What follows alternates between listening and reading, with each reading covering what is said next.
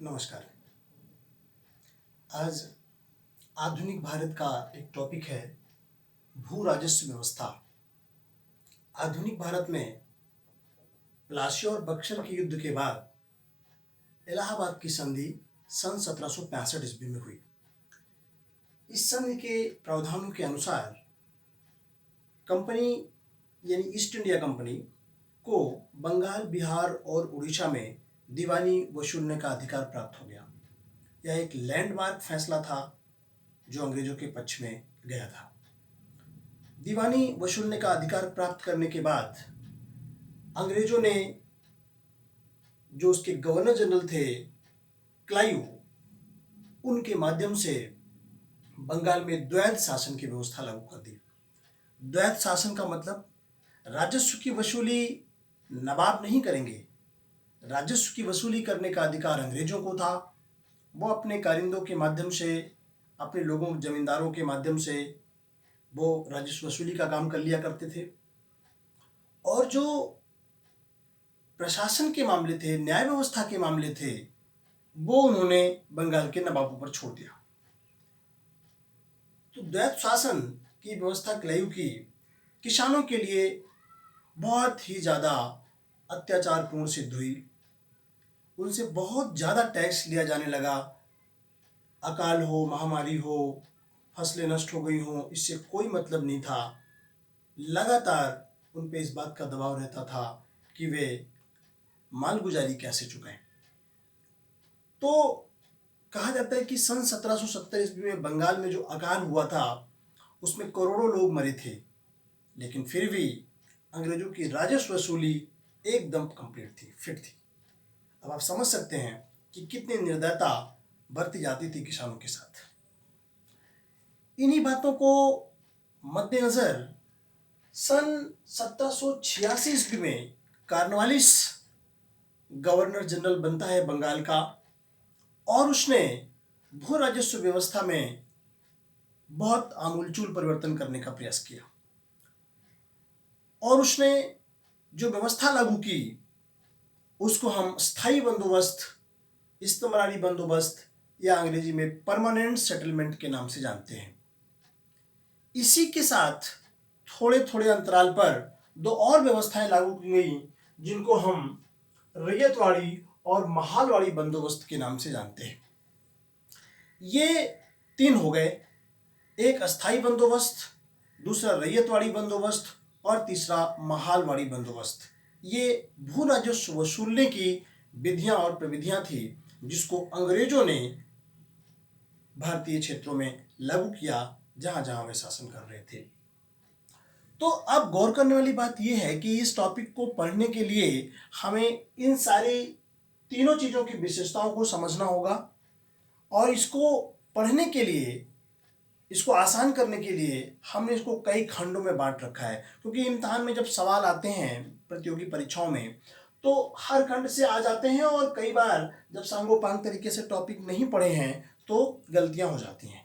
तो हमने इसको 5-6 भागों में बांट रखा है। पहले आप वो देखिए कि कैसे इसको बांट रखा है, इन तीनों व्यवस्थाओं को, स्थायी बंदोबस्त, रैयतवाड़ी बंदोबस्त और महालवाड़ी बंदोबस्त। इसको 6 टॉपिक में बांटा। नंबर 1 ए, ये व्यवस्थाएं कब कब लागू हुई, पहली बात। दूसरी बात, जब ये व्यवस्थाएं लागू की गई तो उनको लागू करने वाले गवर्नर जनरल और अधिकारी कौन थे। नंबर 3, जब ये भूमि व्यवस्था लागू की गई तो कितना टैक्स अंग्रेजों को देना पड़ता था और कितना टैक्स किसान या जमींदार अपने पास रखते थे। ये तीसरी बात हो गई। चौथी बात ये कि ये जो जमींदारी व्यवस्था थी या रैयतवाड़ी महालवाड़ी व्यवस्थाएं थी, ये किन किन क्षेत्रों में लागू की गई, ये भी बहुत महत्वपूर्ण बात है। उसके बाद क्षेत्रफल के प्रतिशत के आधार पर भी देखें तो यह किस क्षेत्र में कितने प्रतिशत कौन सी व्यवस्था लागू की गई, और इसके साथ साथ में जब ये व्यवस्थाएं लागू हुई तो जमीन पर मालिकाना हक किसका हुआ करता था, यानी किस व्यवस्था में जमीन का मालिकाना हक किसको दिया गया। तो ये 6 खंडों में हमने इसको बांट लिया। अब हम एक एक करके इसको देखें तो ये टॉपिक बहुत आसान हो जाएगा। हालांकि ये प्रीलिम्स पॉइंट ऑफ व्यू से, मतलब ऑब्जेक्टिव किस्म के जो प्रश्न आते हैं उनको हल करने के लिए इस तरीके की पढ़ाई कारगर है। अगर मेंस के दृष्टिकोण से पढ़ना है तो फिर इसके कारण माने ये व्यवस्थाएं क्यों लागू की गई, इनका उद्देश्य क्या था और फिर इसके परिणाम क्या हुए, तो ये सारी चीजें वहां पर देखी जाती हैं। लेकिन यहां पर हमें ये सिर्फ फैक्चुअल इंफॉर्मेशन देखनी है कि ये जो 6 खंड हमने आपको बताए इसके अंतर्गत इसको देखना है कि कैसे क्या घटनाक्रम हुआ। तो पहले आप देखिए, स्थायी बंदोबस्त सन 1793 ईस्वी में लागू हुआ, तो उसी के कुछ दिन बाद रैयतवाड़ी बंदोबस्त 1820 ईस्वी में लागू हुआ, तो महालवाड़ी बंदोबस्त 1833 ईस्वी में लागू हुआ। तो आपने देखा कि कैसे क्रम से पहले 1793 में स्थायी बंदोबस्त आया, फिर लगभग 20-25 साल बाद जब इनको लगा कि ये व्यवस्था काम नहीं कर रही है तो दूसरी व्यवस्था रैयतवाड़ी लेकर के आए, और फिर जब उसमें भी कुछ कमियां आ गई तो फिर ये महालवाड़ी बंदोबस्त लेकर के आए। तो ये तो तीन हो गया कि कब कब लागू हुई। एक बार फिर से देखिए, अस्थायी बंदोबस्त 1793, रैयतवाड़ी 1820 और महालवाड़ी 1833। फिर दूसरी बात कि जब ये व्यवस्थाएं लागू हुई तो इसमें किसका योगदान था, कौन से गवर्नर जनरल थे। तो एक एक करके आप देखिए, बहुत इंपॉर्टेंट है, अक्सर पूछता है कि कौन सी व्यवस्था, जैसे पूछा कि स्थायी बंदोबस्त किस गवर्नर जनरल के द्वारा लागू की गई या स्थायी बंदोबस्त संबंधित है, तो आपको बताना होता है। तो देखिए, अस्थायी बंदोबस्त कॉर्नवालिस, जॉन शोर और जेम्स ग्रांट से संबंधित थी। इस व्यवस्था को लागू करने का श्रेय इन्हीं तीनों को जाता है, number 1 Cornwallis, number 2 John Shore और नंबर 3 जेम्स ग्रांट। रही बात रैयतवाड़ी बंदोबस्त की, तो इसको लागू करने के लिए जो अधिकारी सामने आए थे वो थे रीड और मुनरो। कर्नल रीड और कैप्टन रीड और कर्नल मुनरो, ये दो अधिकारी थे जिन्होंने इस व्यवस्था को लागू किया।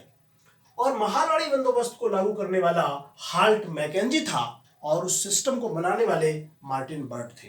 तो ये तीन बातें हो गई कि अस्थायी बंदोबस्त किसके शासनकाल में लागू हुआ, रैयतवाड़ी बंदोबस्त को किसने लागू किया और महालवाड़ी बंदोबस्त को किसने लागू किया। फिर तीसरी बात है कि कितना टैक्स इसमें सिस्टम में अंग्रेजों को मिलता था। तो अस्थायी बंदोबस्त में चूंकि जमीन का मालिकाना हक जमींदारों के पास होता था, तो टैक्स वसूलने का राइट उन्हीं के पास था। तो 10/11 हिस्सा ये अंग्रेजों को दिया जाता था और 1/11 जमींदार, चूंकि वो टैक्स वसूलते थे इसलिए अपने पास रखते थे। बाकी की जो दो व्यवस्थाएं लागू हुई, रैयतवाड़ी और महालवाड़ी, उसमें 1/2 यानी कि कुल फसल का आधा अंग्रेजों को देना पड़ता था। तो ये हो गई तीसरी बात। चौथी बात है किन किन क्षेत्रों में लागू हुई, तो ये बहुत महत्वपूर्ण प्रश्न है। तो आप देखिए एक एक करके। अस्थायी बंदोबस्त सबसे पहले बंगाल, बिहार, उड़ीसा और उत्तर प्रदेश में लागू हुआ। इसी प्रकार रैयतवाड़ी बंदोबस्त सबसे पहले मद्रास और उसके बाद बंबई प्रेसिडेंसी में लागू किया गया। इसी तरह महालवाड़ी बंदोबस्त उत्तर प्रदेश, मध्य प्रांत और विशेष रूप से पंजाब में लागू किया गया। तो ये हो गए किन किन क्षेत्रों में लागू हुआ। उसके बाद ये देखना जरूरी है कि किस व्यवस्था का यानी किस बंदोबस्त का कितना क्षेत्रफल था उस समय। तो आप देखिए, सबसे अधिक 51% ये था रैयतवाड़ी बंदोबस्त, ये सबसे ज्यादा था। उसके बाद 30% महालवाड़ी और फिर 19% अस्थायी बंदोबस्त की व्यवस्था में क्षेत्रफल निर्धारित किया गया था। पूछता है सबसे अधिक क्षेत्रफल किस व्यवस्था में लागू किया गया, तो ये रैयतवाड़ी बंदोबस्त में 51% क्षेत्र लागू किया गया था। इसके बाद महत्वपूर्ण है कि जमीन पर मालिकाना हक किसका होता था। तो एक करके देखिए, स्थायी बंदोबस्त में मालिकाना हक जमींदारों के पास था, लेकिन बाकी दो व्यवस्थाएं जब लागू हुई किसानों ने, अंग्रेजों ने किसानों पर, तो उसमें रैयतवाड़ी, रैयत माने किसान होता है जो खेती किसानी करते हैं, रैयतवाड़ी बंदोबस्त में जमीन का मालिकाना हक किसानों के पास था, वह अपना जमीन खरीद सकते थे, बेच सकते थे। लेकिन अगर टैक्स अदा नहीं किया समय पर तो वो जमीन कन्फिस्केट कर ली जाती थी कई बार अंग्रेजों के द्वारा, ये खतरा था। लेकिन इनको मालिकाना हक दिया गया था इस व्यवस्था में, रैयतवाड़ी में और महालवाड़ी में। ये व्यवस्थाएं इस तरीके से चली। हालांकि इस सिस्टम में भी जिस उद्देश्य से सिस्टम लाया गया था कि बहुत सारा टैक्स अंग्रेजों को मिलेगा और उनकी जो साम्राज्यवादी नीतियां हैं उनको प्रसारित करने में, उनको फैलाने में इस टैक्स के माध्यम से वो मदद लेंगे, तो ये पूरी तरह से सच नहीं हुआ और किसानों पर इतना ज़्यादा अत्याचार हुआ कि वे जमीन को उर्वरा शक्ति बढ़ाने में या जमीन को अपना समझने में लगाव महसूस नहीं करते थे, क्योंकि टैक्स की वसूली इतनी कड़ाई से होती थी कि किसान हमेशा इस बात को लेकर परेशान रहता था कि हम टैक्स कैसे देंगे, और प्रायः जो जमीनें थीं वह एक हाथ से दूसरे हाथ में जाती रहती थी, क्योंकि अंग्रेजों ने एक कानून बनाया था कि सूर्यास्त कानून, यानी कि सूर्यास्त होने से पहले एक डेट निश्चित होती थी कि इस दिन टैक्स जमा हो जाना चाहिए। तो सूर्य अस्त होने से पहले जिसने टैक्स नहीं जमा किया उसकी ज़मीनें छीन ली जाती थी और दूसरों को दी जाती थी। तो ये बहुत ही अन्यायपूर्ण और बहुत ही अत्याचारपूर्ण प्रणालियां थी जमीन संबंधित जो अंग्रेजों ने लागू की थी।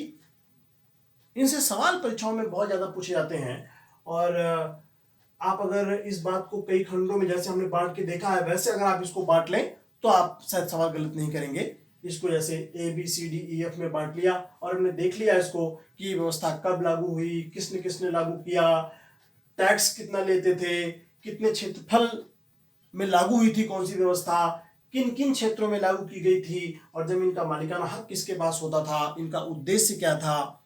उद्देश्य तो बहुत साफ था कि अंग्रेजों की अपनी साम्राज्यवादी नीतियों का प्रचार प्रसार करने, उनको फैलाने और अधिक से अधिक राजस्व वसूल करके उनसे भारतीय वस्तुओं को खरीदना और फिर उसको इंग्लैंड में भेजना, व्यापार करना, लाभ कमाना, निर्मित वस्तुओं को भारत के बाजार में भेजना और कच्चा माल भारत से ले जाना। यही सारा उद्देश्य अंग्रेजों को था, जिसकी पूर्ति के लिए वे इस तरीके की व्यवस्था लेकर के आए थे। तो ये मेंस का विषय है। खैर, तो आप इस तरीके से किसी टॉपिक को कई खंडों में, कई टुकड़ों में तोड़ करके देखेंगे तो आसान हो जाएगा और परीक्षा की दृष्टि से भी वो उपयोगी होगा। तो ये मैंने कोशिश की है आपको समझाने की। Thank you very much.